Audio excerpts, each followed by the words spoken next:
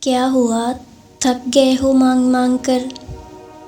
کیا بالکل ہی ناممکن لگ رہا ہے سب کچھ؟ گھیر لیا ہے کیا منفی خیالوں نے؟ کیا بہت دیر ہو رہی ہے؟ کیا قبولیت کی کوئی گنجائش نظر نہیں آ رہی؟ کیا صبر اب بہت مشکل ہو رہا ہے؟ تو سنو اے چاند سے لوگو، تم نے تھکنا نہیں ہے۔ دیر کا مطلب انکار تو نہیں ہے۔ اللہ نے کتنی امیدیں دلائی ہیں ہمیں، اس نے تو کہہ دیا ہے وہ مانگنے والوں کی ساری دعائیں سنتا ہے، تو پھر ان خیالوں کو کیوں خود پر حاوی ہونے دے رہے ہو؟ اتنا انتظار کیا ہے، تھوڑا اور کر لو۔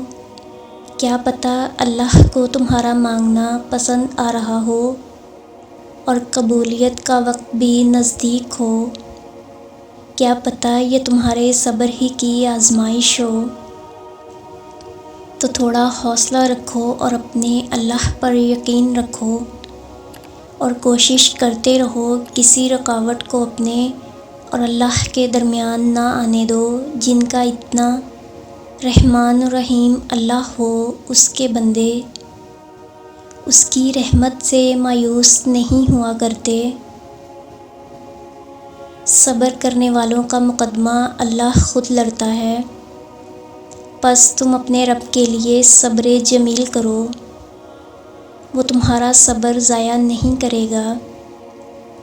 وہ جانتا ہے تم ممکن ناممکن کے وسوسوں میں الجھے ہوئے ہو، مگر تم یقین رکھو تمہارا رب ہر چیز پر قادر ہے، وہ تمہیں مایوس نہیں کرے گا۔